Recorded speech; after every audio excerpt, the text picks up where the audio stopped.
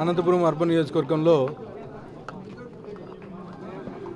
అనంతపురం టౌన్లో సోదరుడు 39 డివిజన్లో సోదరుడు చేపలహరి ఆధ్వర్యంలో ఇఫ్తారు విందు మా ముస్లిం సోదరులకు ఏర్పాటు చేయడం జరిగింది.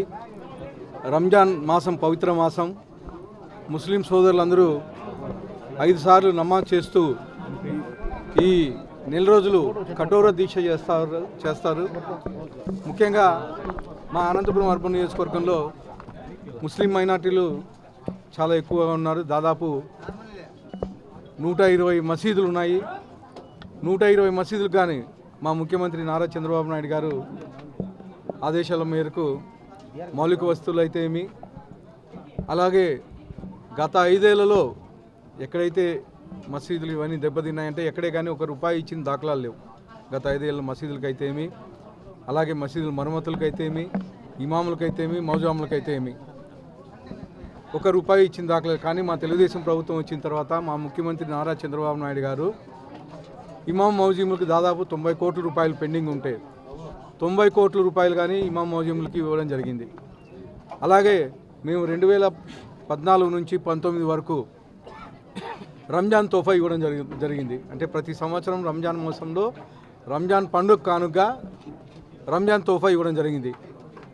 2019లో జగన్మోహన్ రెడ్డి గారు వస్తానే మా ముఖ్యమంత్రి వర్యులు నారా చంద్రబాబు నాయుడు గారు ప్రవేశపెట్టిన పథకం రంజాన్ తోఫా రద్దు చేయడం జరిగింది. కనీసం 5 ఏళ్లలో ఒక్కసారిగా ఇవ్వలేదు.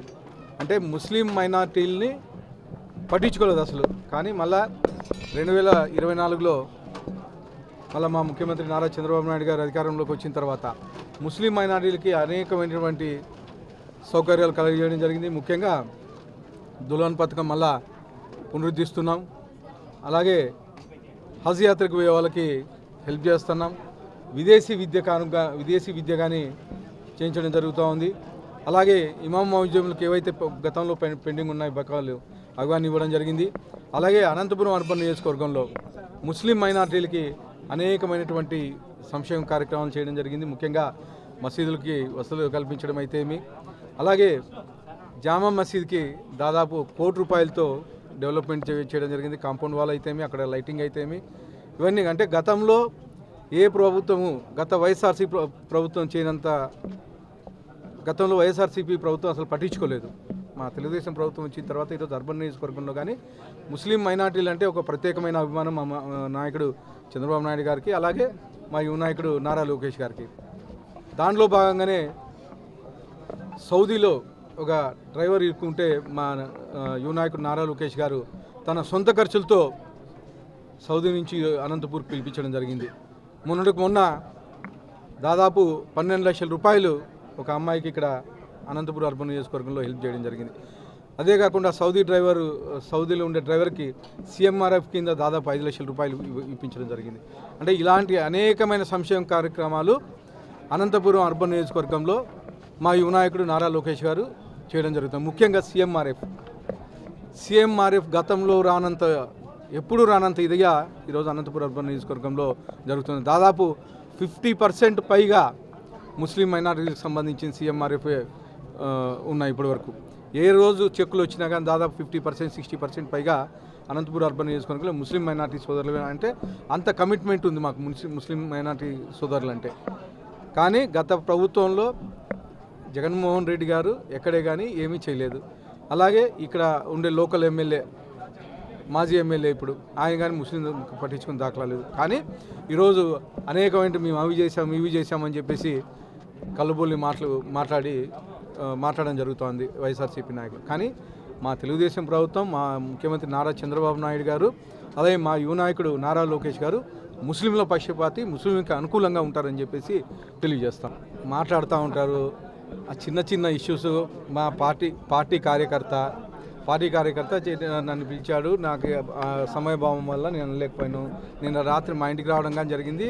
రంజాన్ రోజు మీ ఇంటికి వచ్చి భోంచేసి వెళ్తాను కానీ చెప్పడం జరిగింది. కానీ అక్కడ లోకల్లో వాళ్ళ పర్సనల్ ఇష్యూస్ని తీసుకొచ్చి పార్టీకి అంటగట్టడం.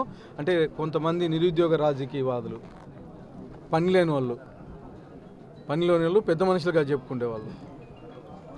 ఇది ఎంతసేపును ఎమ్మెల్యే దొరకాల, ఎమ్మెల్యే ఎక్కడ కనిపిస్తాడు బురుజు చల్దాం, ఎమ్మెల్యే ఎక్కడ కనిపిస్తాడు బురుజు చల్దాం. నాకు ఖచ్చితంగా ఇప్పుడు దాదాపు ఈ 20 నెలల కాలంలో దగ్గర దగ్గర 150 కోట్లు రూపాయలు పెట్టి అభివృద్ధి చేస్తూ ఉన్నాం. ఈరోజు మీకు కానీ తెలుసు, ప్రెస్ వాళ్ళకి కానీ, ఏ సందులోకి పోయినా సిమెంట్ రోడ్లు వేస్తున్నాం, ఏ సందులోకి పోయినా ఏ వీధిలోకి పోయినా తార్ రోడ్లు వేస్తున్నాం, డ్రైన్లు కట్టిస్తున్నాం. ఇంతకుముందు మీరు గతంలో 5 ఏళ్ళు ఎక్కడైనా ఈ అభివృద్ధి చూసారా? ఈరోజు గత 5 ఏళ్ళ నుంచి మేయరు ఒక ముస్లిం మైనార్టీ ఉన్నాడు. ముస్లిం మైనార్టీలకు ఎక్కడైనా ఏమైనా చేశాడా? ఆయన సొంత డివిజన్లోనే పందులు దొర్లాడుతున్నాయి ఈరోజు కానీ చేశాడా?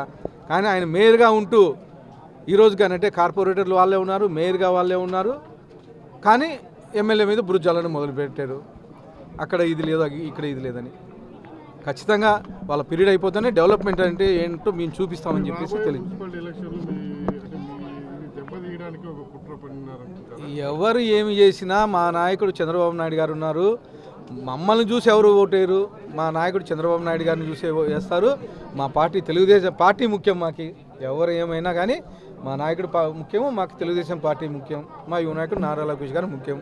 ఇట్లా తాటాకు చప్పళ్ళకి భయపడడం మేము చిన్న జరిగినప్పుడు దాన్ని మా కార్యకర్తలు కూర్చోబెట్టుకొని మాట్లాడుకొని సరి చెప్పుకుంటాం. అంతేగాని దాన్ని ఎవరు పిలవకపోయినా కానీ ముందుకొచ్చి మేము ఇది చేస్తాం అని తాటకి చెప్పలకు ఎవరు భయపడే పరిస్థితి లేదు. ఖచ్చితంగా మా నాయకుడు నారా చంద్రబాబు నాయుడు గారిని మా పార్టీని చూసి ఓట్లు వేసే పరిస్థితి వచ్చే ఎలక్షన్లో 50 డివిజన్లు కొడతాం, 4 పంచాయతీలు కానీ చేస్తాం.